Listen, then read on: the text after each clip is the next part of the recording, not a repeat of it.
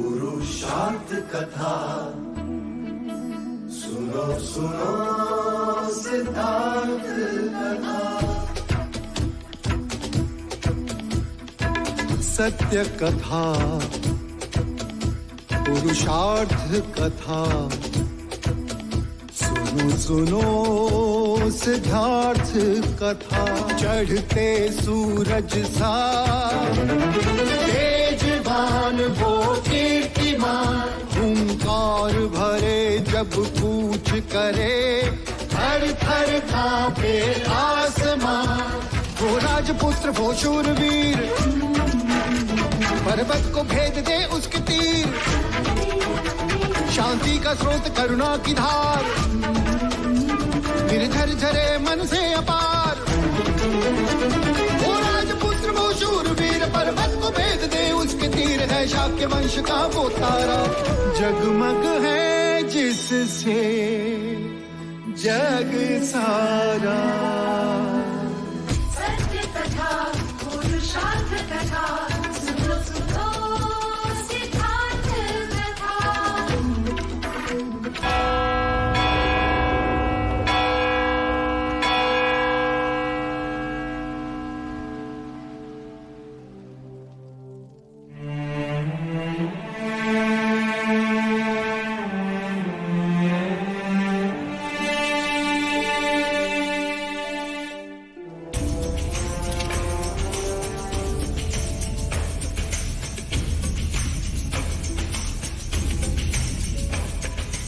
हर क्षत्रिय के लिए सौभाग्य दिवस होता है जिस दिन उसके तलवार को तिलक किया जाता है।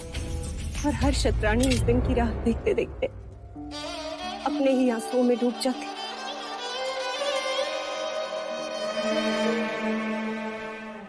देवी, अब तुम्हें मेरे बारे में चिंता करने की कोई आवश्यकता नहीं। रणभूमि में मैं अकेला नहीं हूं, मेरे साथ हमारा पुत्र भी होगा। उसकी व्यूह रचना ने शाक्यों को उत्साहित कर दिया। कहाँ है युवराज? वो तो कंठक को लेकर प्रातः काले चले गए महाराज। चले गए? जब उसे ज्ञात था कि आज हम सेना के साथ कूच करेंगे, ऐसे अकेले जाने का अर्थ क्या? आप चिंतित ना हो देव, कदाचित इसमें भी उसकी कोई व्यू रचना होगी। माता अभी आपकी रक्षा करें।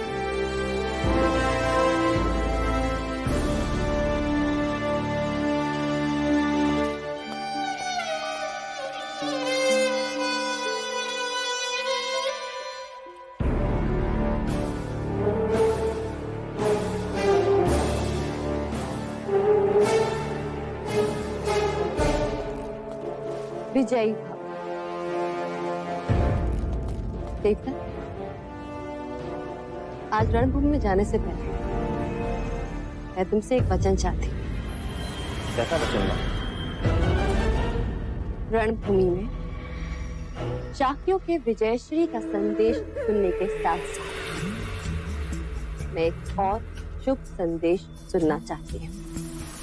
और कौन सा शुभ संदेश माँ?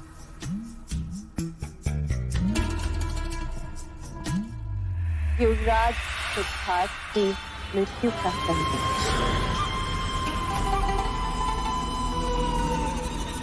माँ,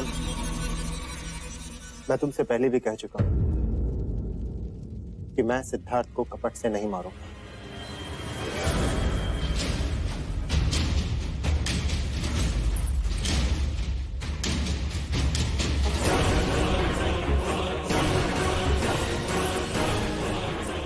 परंतु यदि रणभूमि में सिद्धार्थ शत्रुओं से घिर गया तो मैं उसे बचाऊंगा भी नहीं। ये घटना तो तब होगी जब सिद्धार्थ रणभूमि में होगा। मतलब? सुबह से पूरा राजमहल उसे ढूंढ रहा है, न जाने कहां चला गया।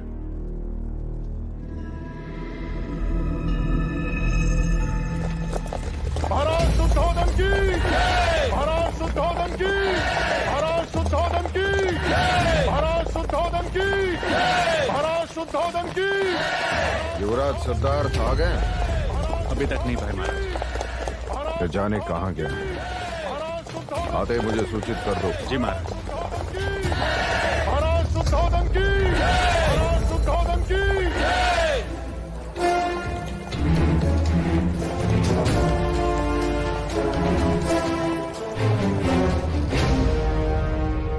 महाराज प्रसन्नजीत की जय हो।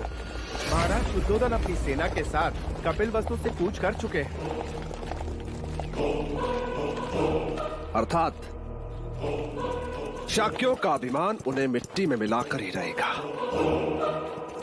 अब कोई भी दीवार हमें शाक्यों पर विजय प्राप्त करने से नहीं रोक सकती।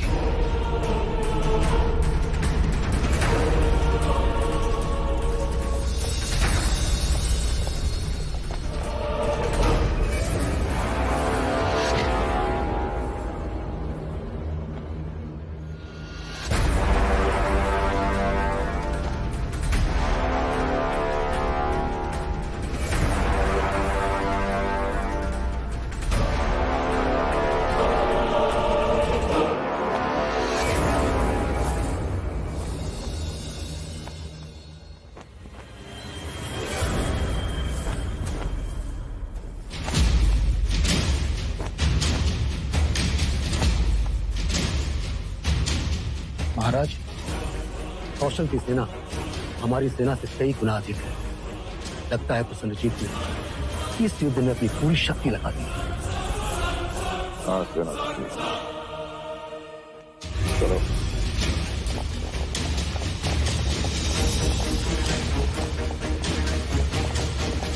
मनोज, क्या सारे शाक्य राजा अपने सेना समेत आ गए? अधिकांश आ चुके हैं भाई महाराज, और जो बचे हैं वो भी सूर्यास्त तक पहुंच जाएंगे। केवल कोलिया नरेश महाराज दंडपानी की सेना को छोड़कर। राजा दंडपानी? मुझे खेद है महाराज, किंतु रोहिणी नदी का जलस्तर अचानक बढ़ जाने से वो पुल टूट गया, जिसे पार होके मेरी सेना यहाँ आने वाली थी। किंतु आप चिंता न कीजिए, सैनिक नया पुल बना रहे हैं। पुल बनते ही वो यहाँ पहुंच जाएंगे।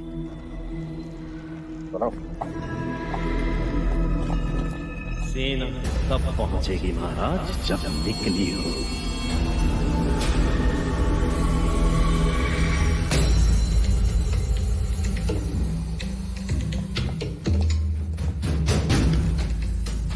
बादल, शाक्य हमारे अश्व को पकड़ क्यों नहीं रहे?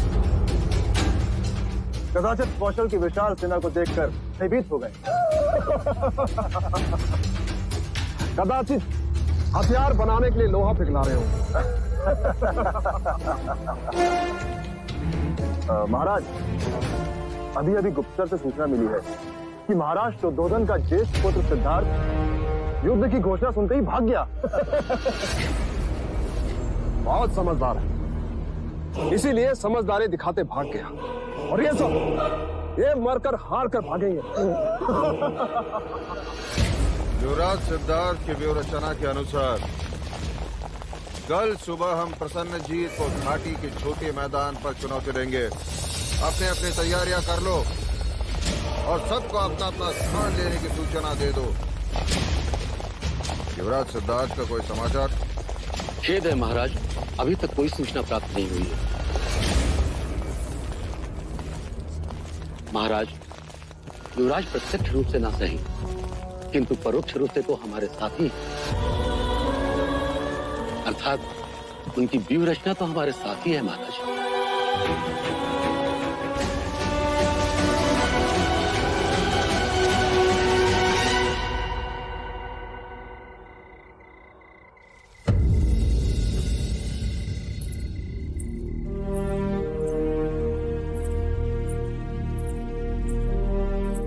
न जाने ये रात कैसे बीतेगी, कौन जाने वहां रंगभूमि में क्या हो रहा होगा। प्रजा, संभालो अपने आप को, संभालो अपने आप को। अमिता दीदी, सिद्धार्थ को हिला कोई सूचना नहीं है उसकी अभी तक। जाने क्या हुआ कि बिना किसी को बताए कहीं चला गया। महाराज कितना खुश थे उससे। महादेवी, आशिका, युवराज का कोई समाचार? नहीं महादेवी, झूठ मूठी कह देती।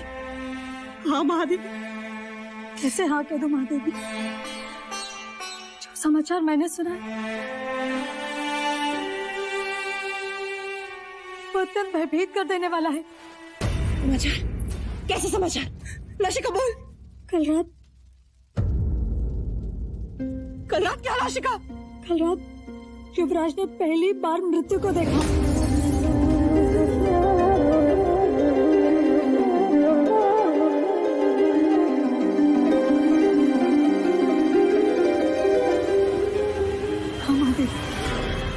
चंदा ने बताया कि कौशल के राजदूत बलदेव की युवराज के सामने उन्हीं की गोद में मृत्यु हो गई। और उस घड़ी के बाद से युवराज बस यही कहते रहे कि मैं युद्ध को रोकूंगा मैं युद्ध को। यही कहते कहते वहां से चले गए।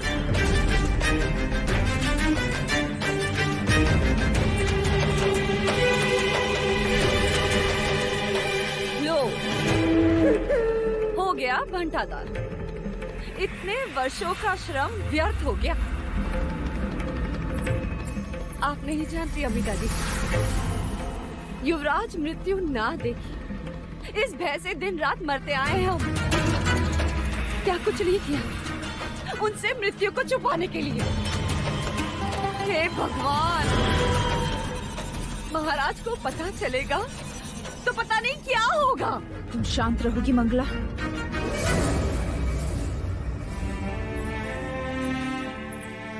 कुछ नहीं होगा। तुम केवल अपना सामर्थ्य बनाए रखो प्रजा। सिद्धार्थ को कुछ नहीं होगा।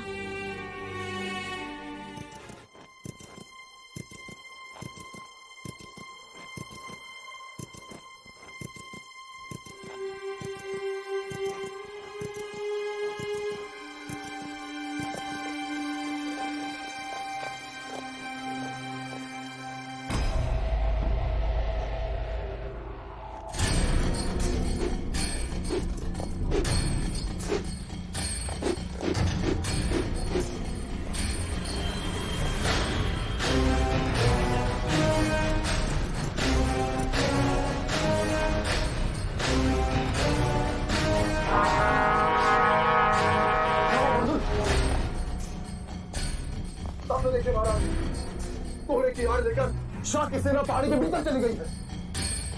अश्व कहाँ है? वो अश्व को भी पकड़ के ले गए हैं महाराज। क्या? अश्व को पकड़कर उन्होंने हमें चुनौती दी। युद्ध का ये अवसर पुनः नहीं मिलेगा। तैयारी करो। हम भी कोहरे की आड़ में उनका पीछा करेंगे। अब कोई पहाड़ी हमें नहीं रोक सकती। कूच करो। चलो।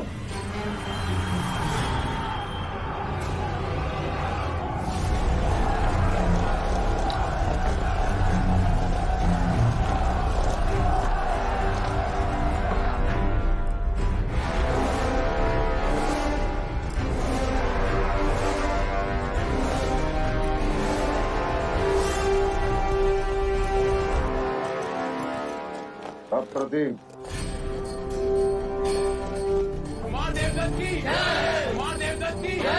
कुमार देवदत्त की जय। कुमार देवदत्त की जय।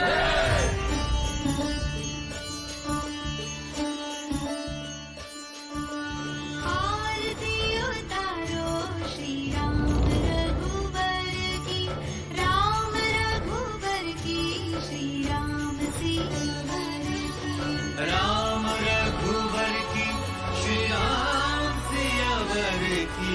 आरती उतारो श्री राम। आप प्रसाद समझ कर ही खा लीजिए। आपने और माँ ने कल से कुछ नहीं खाया। और तूने कुछ खाया?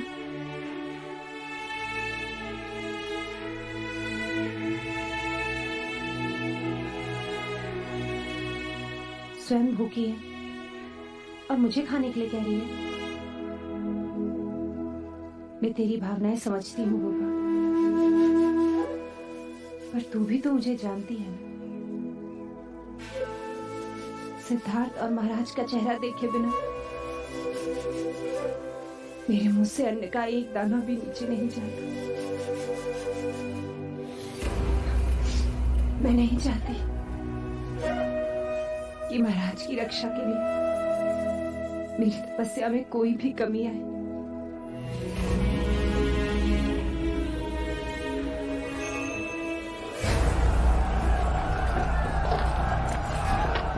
महाराज,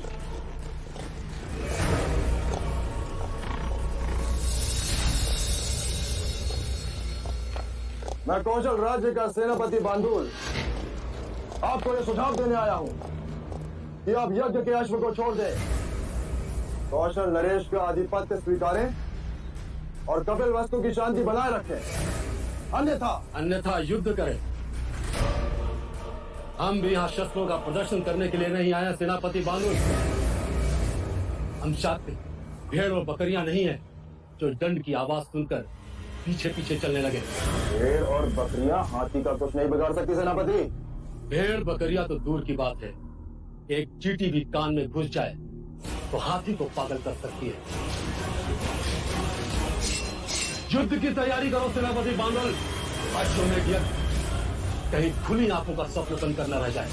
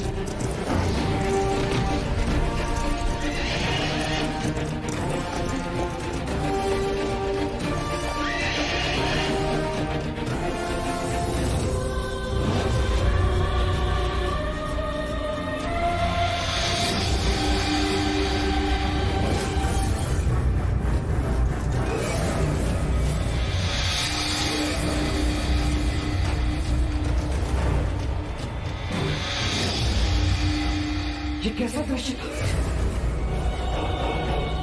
मुझे इस युद्ध को रोकना होगा।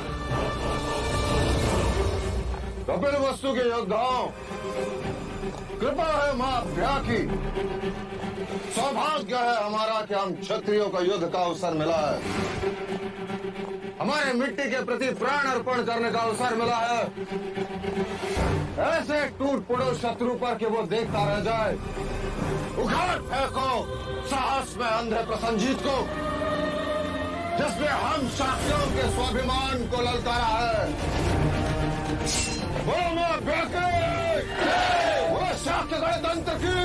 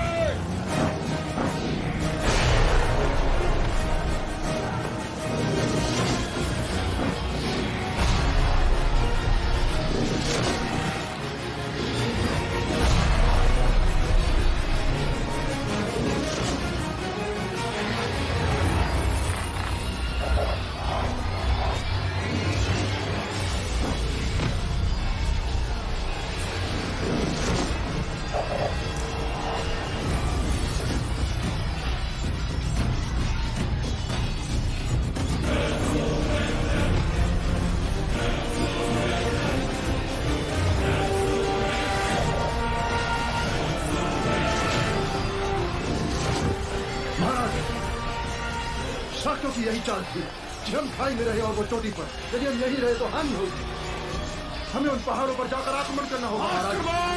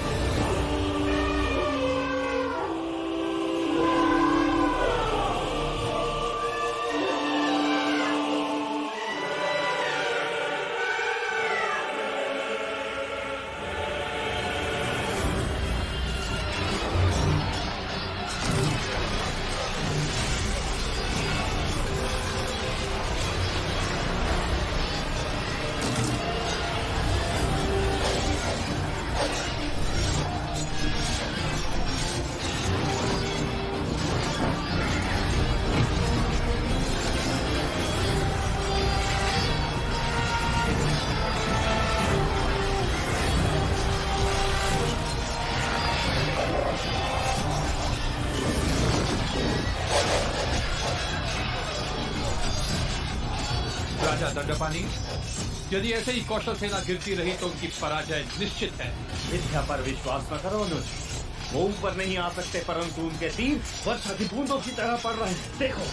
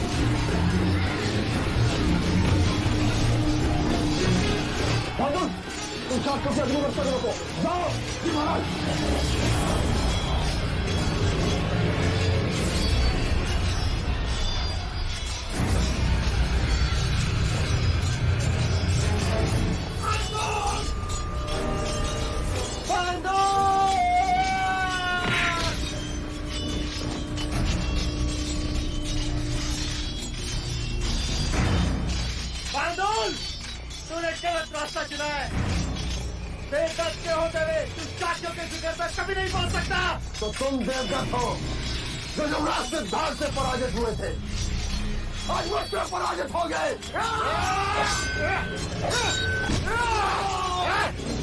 शरणागति स्वीकार करो राजा शुद्धोधन, अन्यथा मेरी तलवार तुम्हारा शिरछेद करने में विलंब नहीं करेगी। लगता है तुम अपने पिता की बात नहीं मानते प्रसन्न जी। उन्होंने तुम्हें अवश्य कहा होगा किसी का भी सामना करना, परंतु शुद्धोधन के सामने मत जाना, और तुमने यही गलती की। सावधान!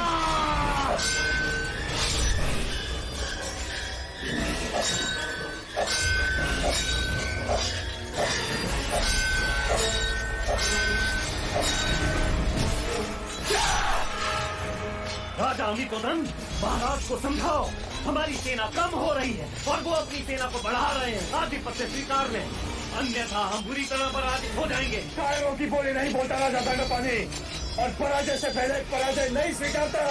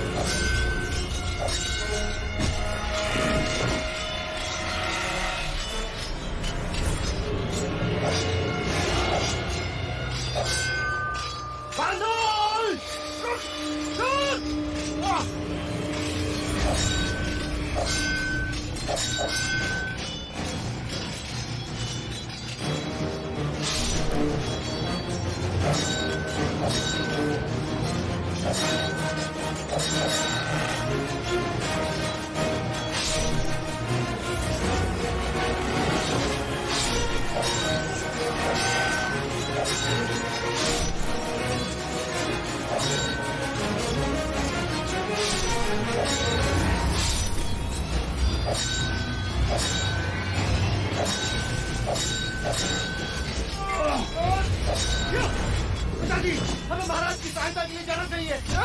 चलिए पिताजी। मूर्ख ना बनो, प्रसेनजीत हमारा ही कार्य कर रहा है। बस अपना मोर्चा संभालो, बस जाओ।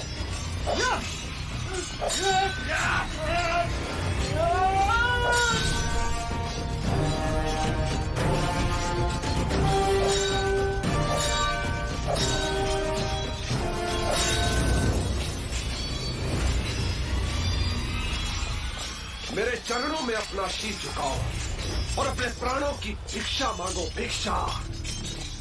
मैं तुम्हारे प्राण नहीं लूंगा। इस समय भी तुम्हें मेरी ही आज्ञा का पालन करना होगा प्रसन्न जी। कर दो शिरच्छेद। भाग्यशाली समझो कि मेरी तलवार फंस गई, अन्यथा क्या?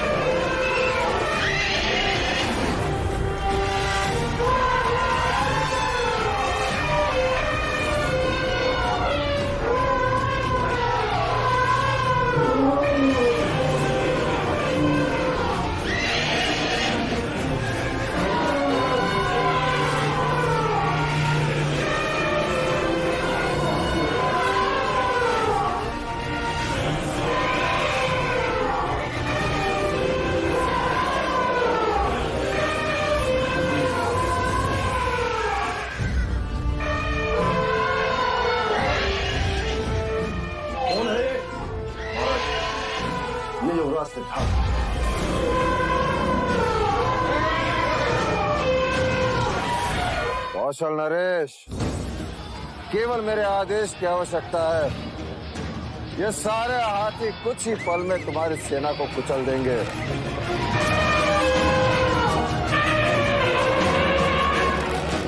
तुम चारों ओर से गिरे हो, अपने शस्त्र फेंक दो।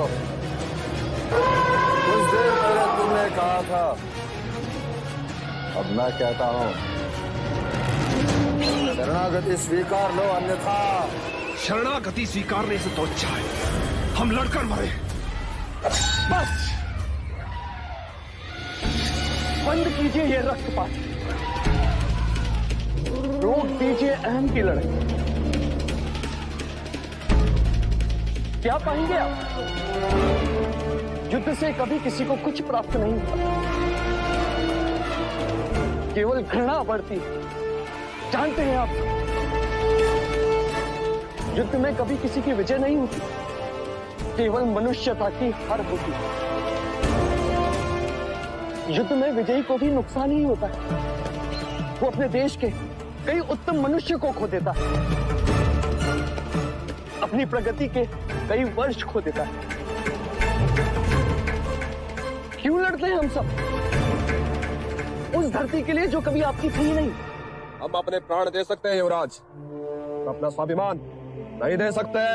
तो इस यक्ष प्रश्न का उत्तर आप ही सुझाएं कौशल नरेश, जिससे आपके स्वाभिमान को ठेस भी न लगे और ये रक्तपात भी रुक जाए और युद्ध विराम भी बना, जिससे मनुष्य राक्षस होने से बचे।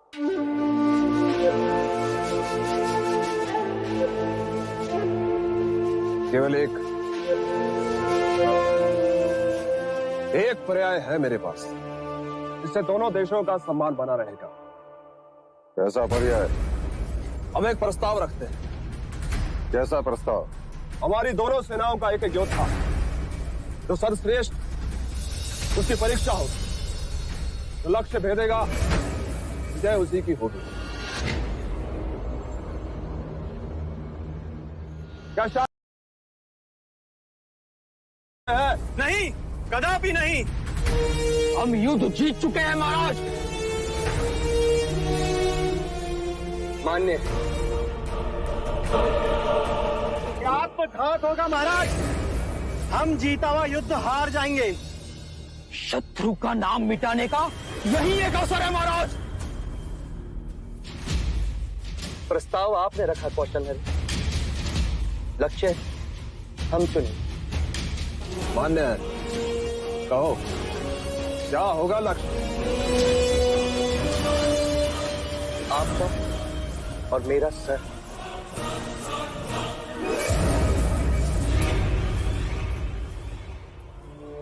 ये मुकुट ही राजा के अहम का प्रतीक होता है।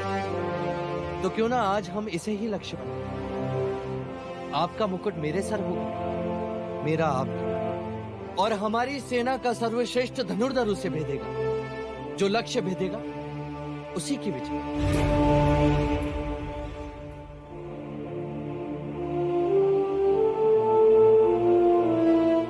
मान्य, पर पहला लक्ष्य तुम होगे सितारा।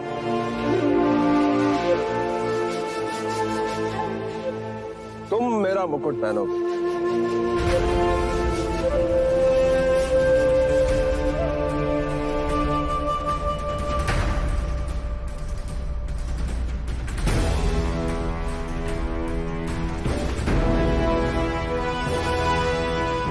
ये क्या मूर्खता, इसमें तुम्हारे प्राण भी जा सकते हैं। जहां इतने प्राण गए वहां एक और सही। यदि मैं युद्ध जीत गया तो बहुतों के प्राण बच जाएंगे।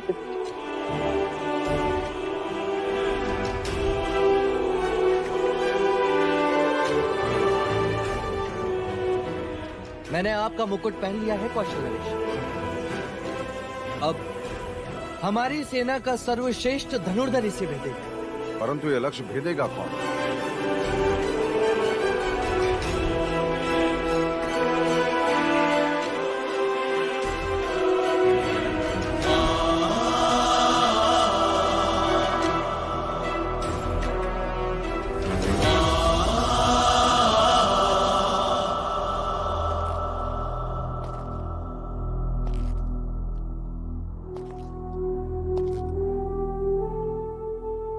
हमारी सेना में सर्वश्रेष्ठ धनुर्धर केवल आप ही हैं ज्येष्ठ। मुझे आप पर पूर्ण विश्वास है।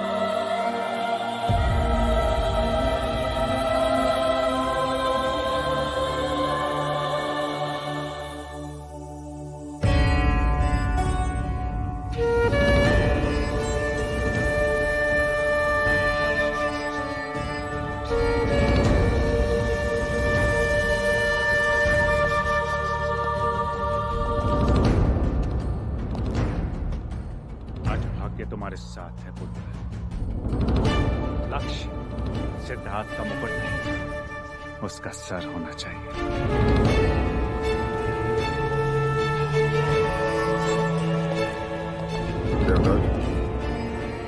शाक्यों का अभिमान, साहस और गौरव सब तुम पर निर्भर है। आज तुम कुलदीपक कहलाओगे, अन्यथा कुल घातक।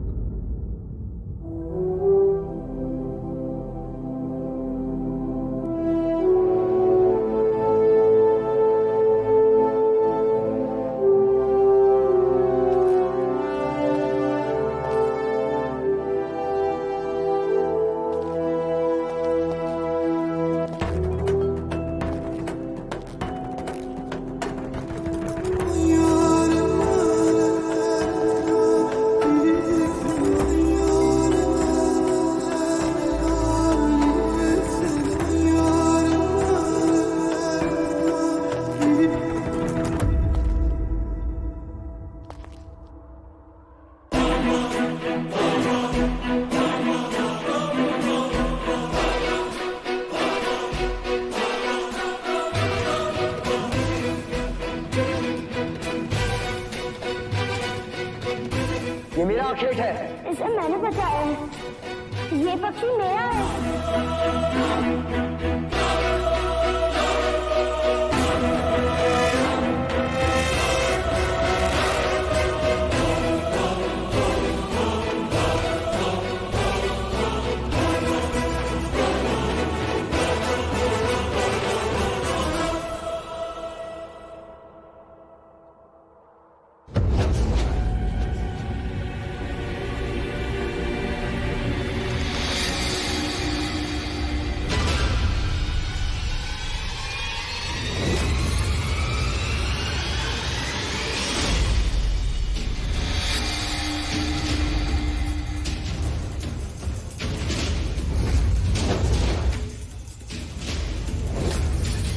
शाक्यों के विजयश्री का संदेश सुनने के साथ साथ मैं एक और शुभ संदेश सुनना चाहती हूँ। और कौन सा शुभ संदेश माना?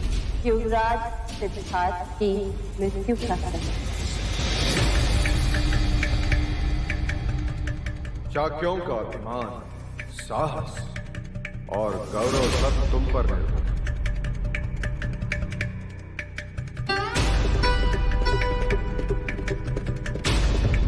लक्ष्य आज तुम कुल दीपक कहलाओगे, अन्यथा कुल खत्म।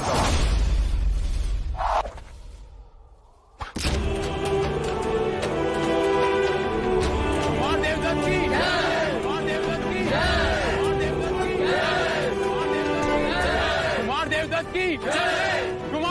की जय, कुमार देवदत्त की जय।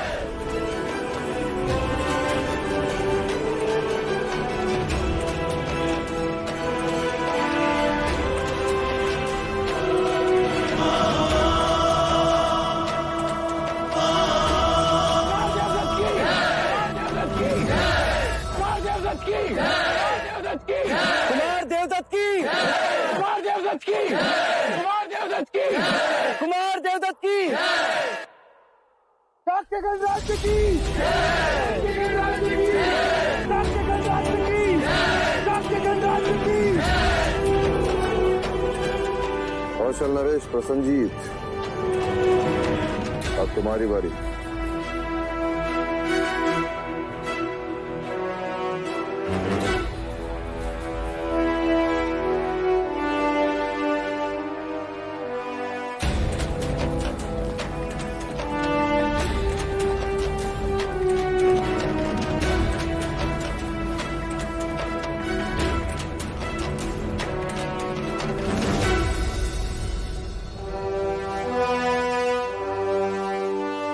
अप्रतिम, अप्रतिम।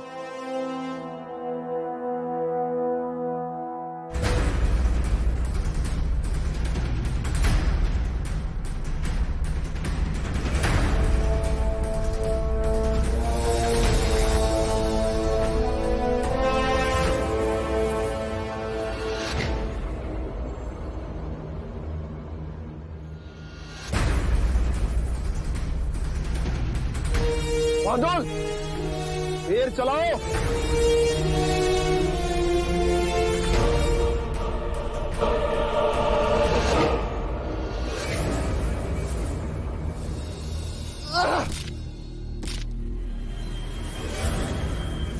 आदेश का उल्लंघन क्षमा करें महाराज, मेरा लक्ष्य आपका शीश कभी नहीं हो सकता। आप जो दंड देना चाहे दे दीजिए, पर मैं ये लक्ष्य नहीं भेज सकता महाराज।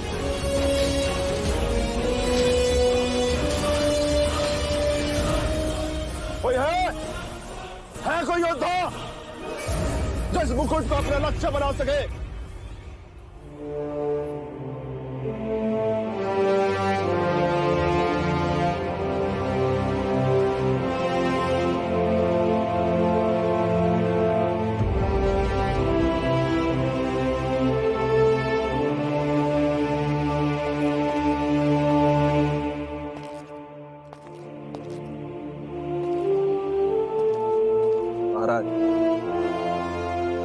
राजा कितना भी शूरवीर क्यों ना हो, परंतु उसकी शक्ति उसकी सेना से होती है। मैं पराजित, आप विजेता हैं। रुक जाओ महाराज, ये शत्रु है और शत्रु का सर शीघ्र अतिशीघ्र धड़ से अलग कर देना चाहिए। मैंने कहा रुक जाओ।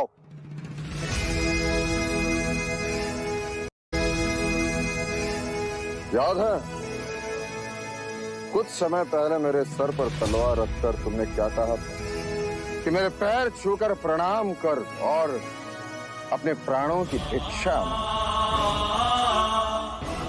यदि मैं चाहूं तो इसी समय तुम्हारा शिरच्छेद कर दूं, परंतु युद्ध में विजय प्राप्त करने का श्रेय जिसके सर पर है, मैं चाहता हूं कि इसका निर्णय भी वहीं ले। सिद्धार्थ, क्या चाहते हो तुम?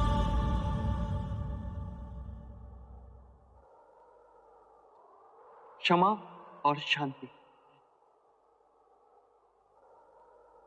अर्थात युद्ध में शांति और शत्रु के लिए क्षमा।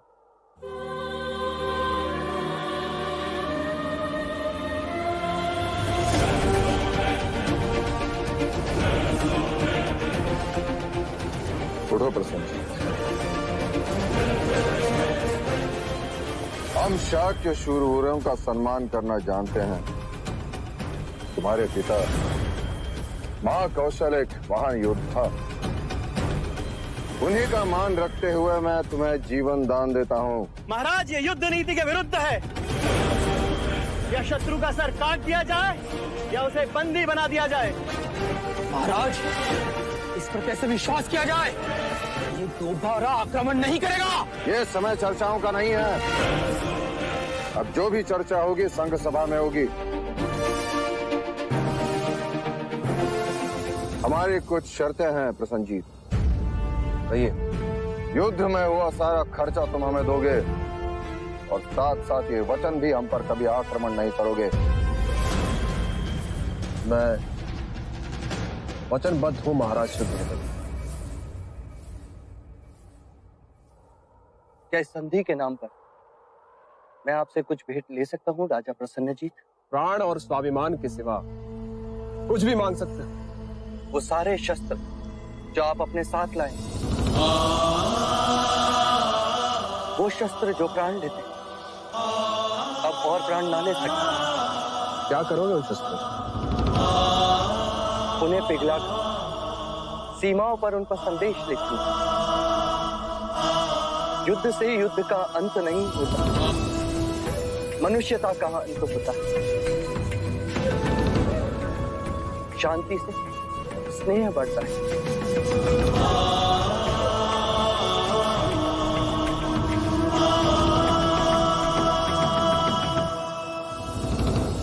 तुम सब शाक्यों से अलग हो युवराज।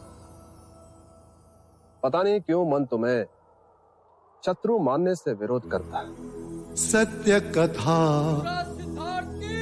पुरुषार्थ कथा, सुनो सुनो सिद्धार्थ कथा।